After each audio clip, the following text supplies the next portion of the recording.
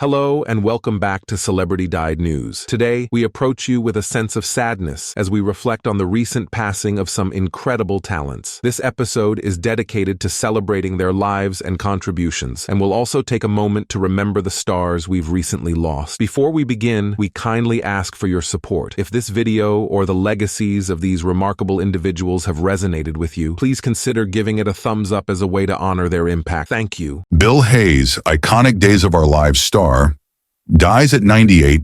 Bill Hayes, the actor who brought the colorful character of Doug Williams to life on Days of Our Lives for more than 5 decades, has died at the age of 98. A statement from the long-running soap opera confirmed his passing, marking the end of an era for both the show and its devoted fans. Hayes first appeared on Days of Our Lives in 1970, introducing the character of Doug Williams, who would go on to become a beloved and iconic figure in the soap opera world. His portrayal of Doug lasted for over 50 years, with Hayes continuing to return to the role until 2023. His wife, Susan Seaforth Hayes, who played Julie Williams, Doug's love interest and later wife on the show, was by his side both on screen and off. The couple's partnership, both professionally and personally, became one of the enduring pillars of the show's storyline. The statement from Days of Our Lives highlighted that Bill and Susan's work together helped anchor the Williams-Horton family storyline for more than 5 decades.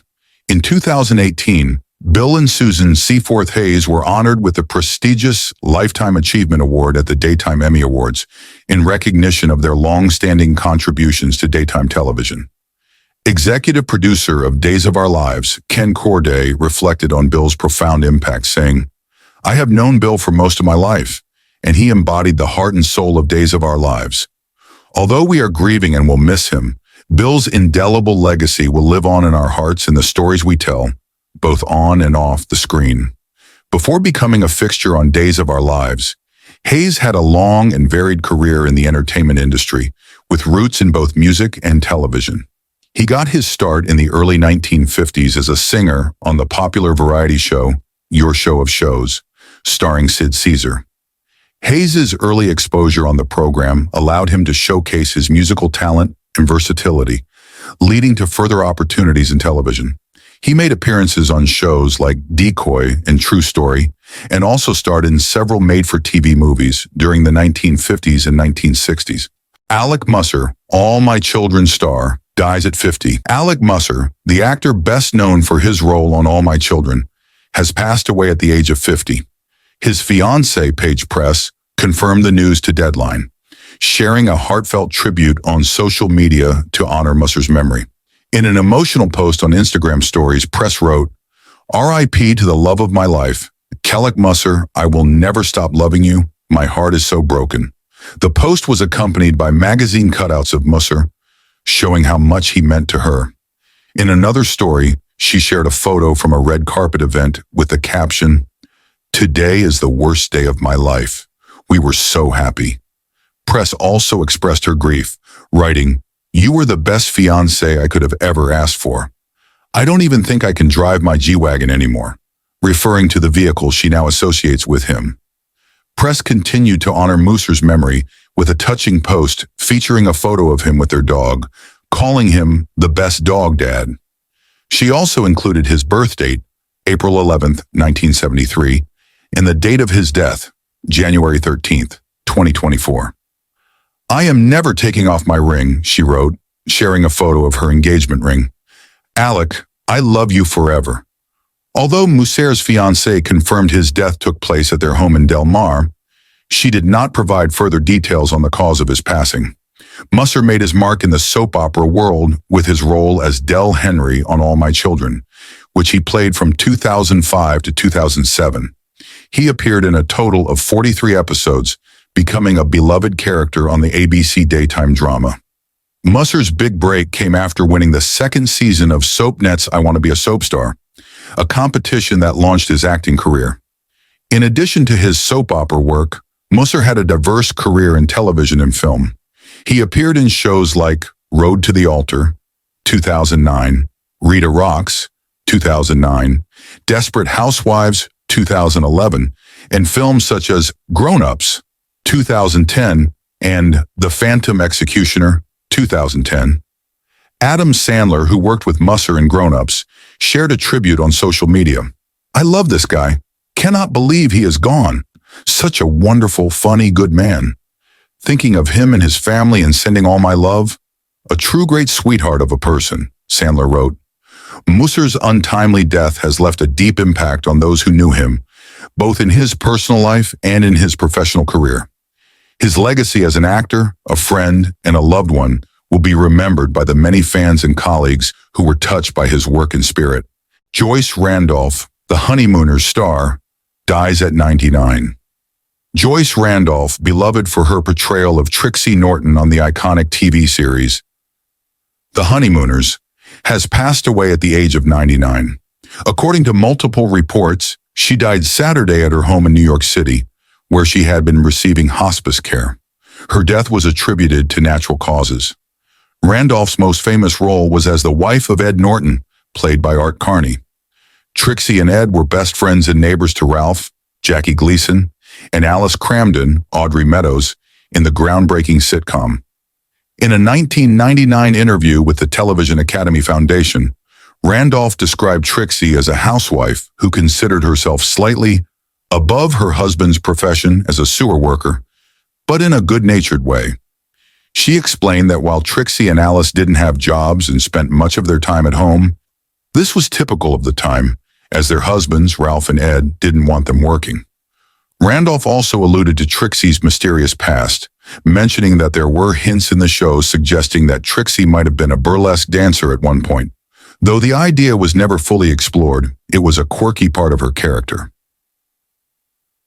While The Honeymooners was not a massive hit during its original run in 1955 to 56, finishing the season ranked 19th, it became an enduring classic.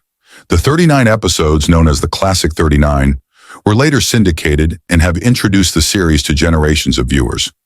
Randolph, as the last surviving main cast member, leaves behind a legacy tied to one of television's most cherished shows.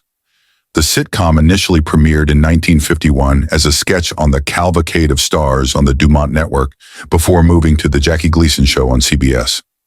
Born in 1924, Randolph's career began before The Honeymooners.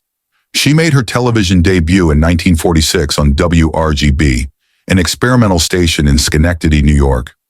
She went on to appear on a variety of shows across different networks, including Dumont's Martin Caine, Private Eye, The Plainclothesman, The Famous Jury Trials, and The Ed Sullivan Show.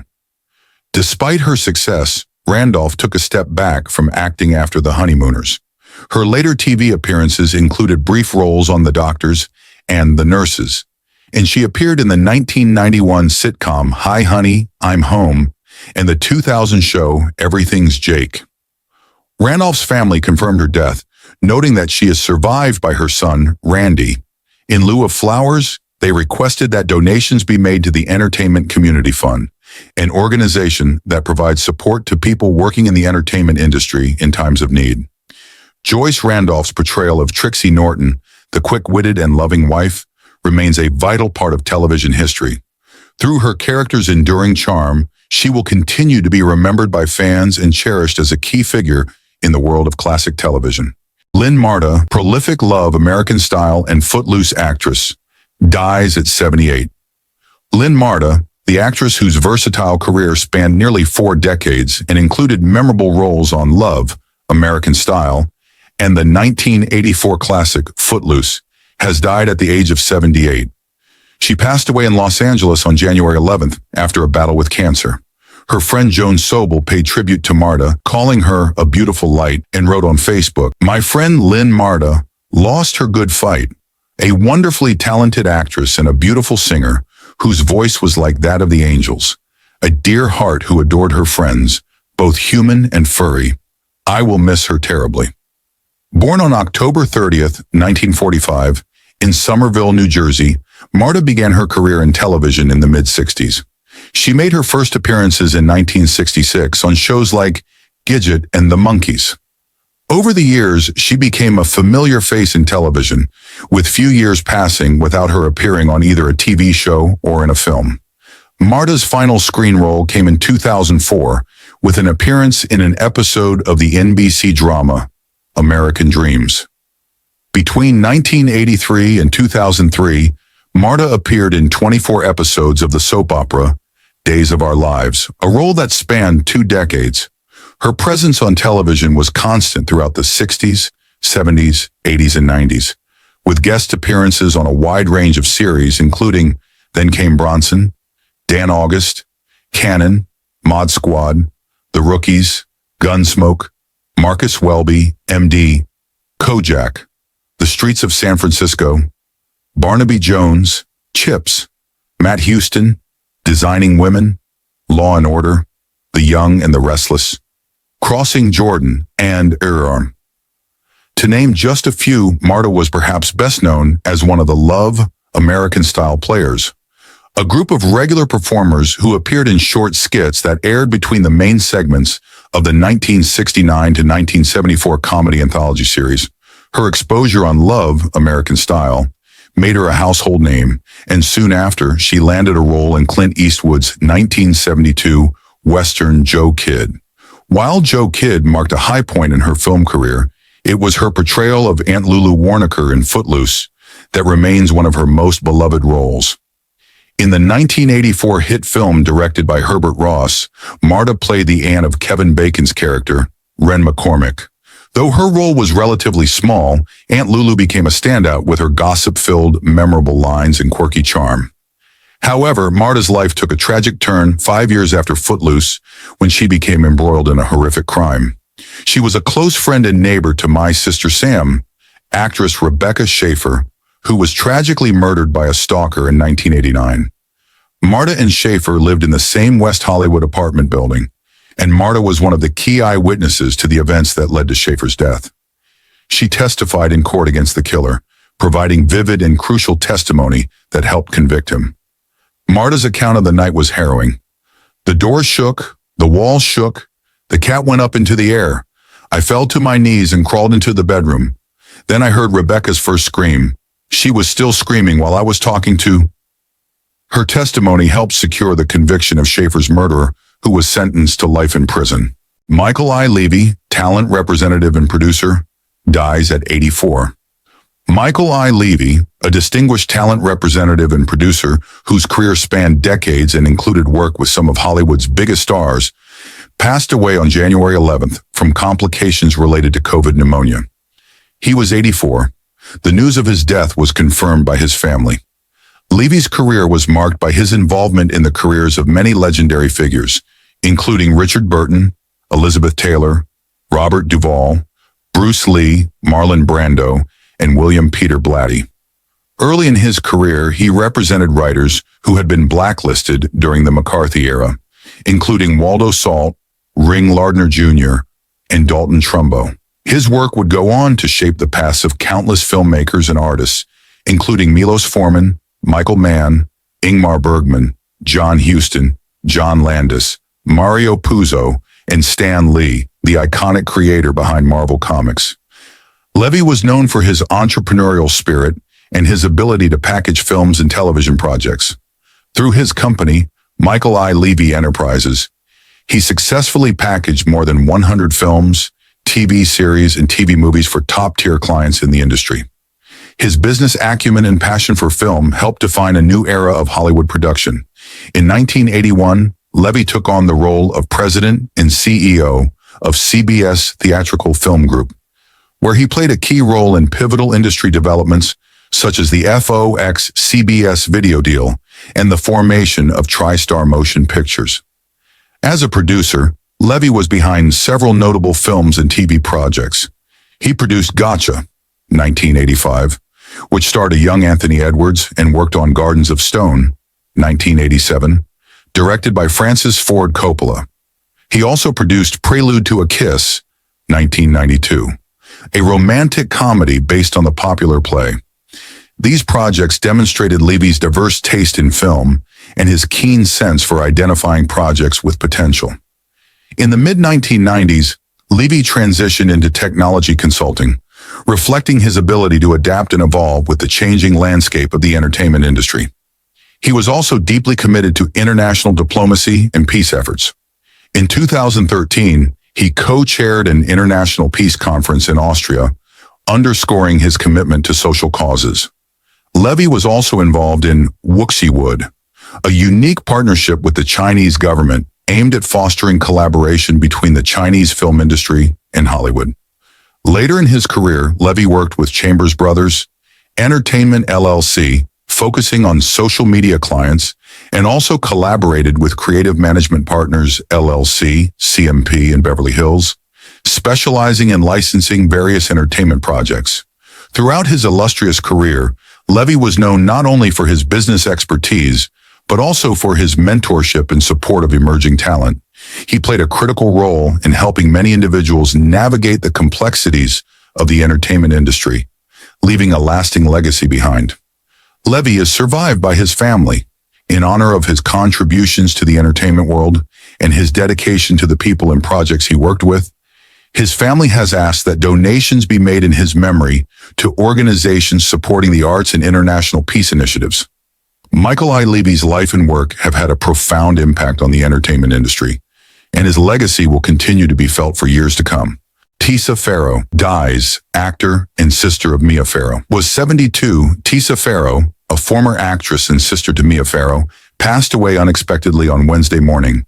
She was 72 years old. Like her sister, Tisa was born to parents in the entertainment industry, Maureen O'Sullivan and John Farrow. The news of her death was shared on social media by Mia Farrow, who mentioned that Tisa likely died in her sleep. If there is a heaven, undoubtedly my beautiful sister Tisa is being welcomed there, Mia wrote on Instagram and X. She was the best of us. I have never encountered a more generous and loving person. She embraced life and never complained. She dedicated 27 years to nursing and was a wonderful sister to Steffi, Prudence, and me, as well as a devoted mother to Jason, who died in Iraq, Bridget, and her little grandson Kylor, the joys of her life. Though Tisa did not achieve the same level of fame as her sister Mia, or sister Prudence, who was famously immortalized in John Lennon's classic 1968 Beatles song, Dear Prudence, she had a successful career as a model and actress throughout the 1970s. Born Teresa Magdalena Farrow on July 22, 1951, in Los Angeles, Tisa made her film debut in 1970 with a role in director John Trent's Homer, where she played the girlfriend of the title character, a high school student grappling with the uncertainties of the era, including the Vietnam War. Following her debut, she appeared in several films, including And Hope to Die, 1972, the late 70s TV movies, The Initiation of Sarah, and The Ordeal of Patty Hearst, and the cult classic Winter Kills, a dark comedy thriller released in 1979. Her final film credit was in the 1980 Italian horror movie Anthropophagus. Tisa also made a cameo appearance as a party guest in Woody Allen's Manhattan, 1979, marking her only film collaboration with Mia's then romantic partner. After stepping away from the entertainment industry, Tisa transitioned to a nearly 3-decade-long career in nursing. She had a son, Jason, with music manager and film producer Terry Dean, who was described in his 2009 obituary as a lifelong friend of Tisa. Their son, Jason Dean, who added an A to his last name to avoid confusion with actor Terry Dean, served as a U.S. Army sergeant, first class, and tragically lost his life in Iraq on May 24, 2008. Tisa Farrow is survived by her daughter Bridget, grandson Kylor, and her siblings Mia, Prudence, Stephanie, and John. Among her nieces and nephews is journalist Ronan Farrow, the son of Mia. Complete information on survivors was not immediately available. In addition to her son, she was also predeceased by her mother, actress Maureen O'Sullivan, her father, director-producer John Farrow, and her brothers Michael and Patrick.